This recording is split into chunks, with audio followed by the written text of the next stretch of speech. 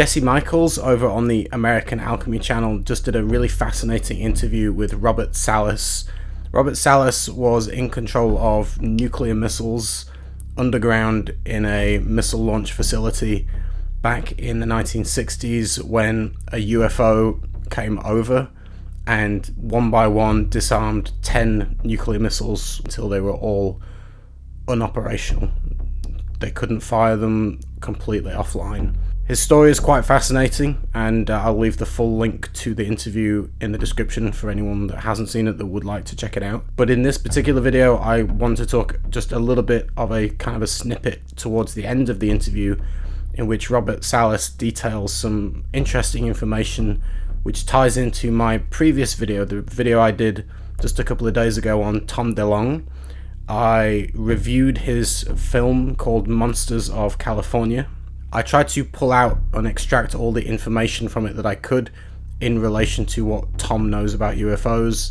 One interesting point that I did pull from the film is that it included a German Nazi bell in the hands of the Americans and a Nazi flying disc. Now, in this recent interview with Robert Salas, he mentions about the Magenta UFO crash in Italy in 1933. That craft that was recovered in Italy did end up in Germany. It seems like the Germans were working on alien technology or flying saucers, and it seems to confirm what Tom DeLonge depicts in his film. This was the Magenta crash, Magenta Italy. In 1933. 33. You mentioned Roberto Panotti. He just finished a book about the Magenta crash and shows documentation that, yeah, it really did happen. Marconi, who invented radio, was assigned by Mussolini to head up the group that would investigate this and study the craft, etc.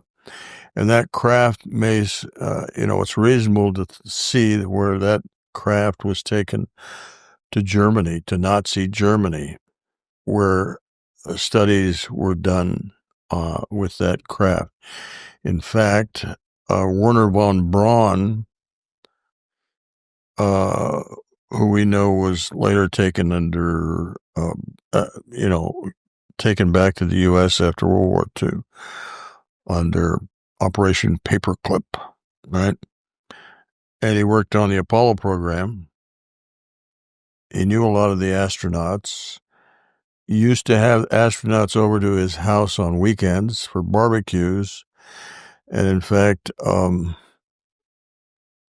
Gordon Cooper? Gordon Cooper wrote a book. And in that book, he talks about von Braun telling him that they actually worked on UFO craft in Germany, in Nazi Germany. Wow. And actually had a flying model. That is fascinating. I didn't know that Gordon Cooper wrote that. That's really amazing. Absolutely. And wow, I got to check that out. That's wild.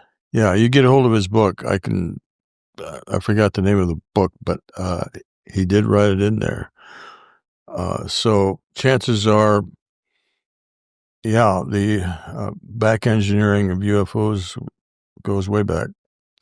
That is fascinating. Gordon Cooper is no scrub. He spent more time in orbit than anybody before him as an astronaut as part of the Mercury missions. Right. These were before the Apollo missions. That's amazing. I didn't know that. I got to research. That's fascinating. Look into it. I will. I thought it was a very interesting correlation between the two, that they seem to agree that it does go back a long way. It goes back to basically World War II.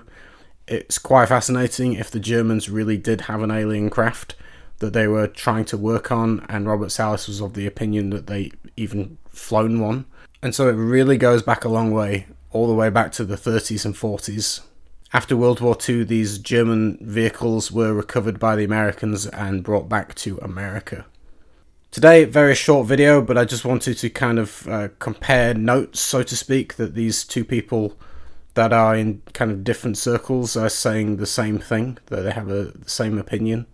And so maybe there is something to it. It's for a long time it's kind of been thought of as more myth-like and kind of more conspiracy-esque, whereas the more time goes on, the more it seems to point to some truth behind that.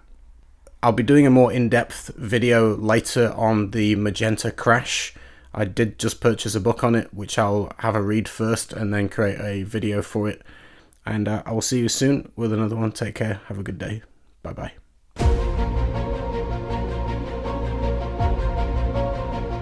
Obviously, the ET craft do exist. Something had to build them, so there must be aliens. And since there are and the craft are there must be some sort of factory and an entire civilization somewhere.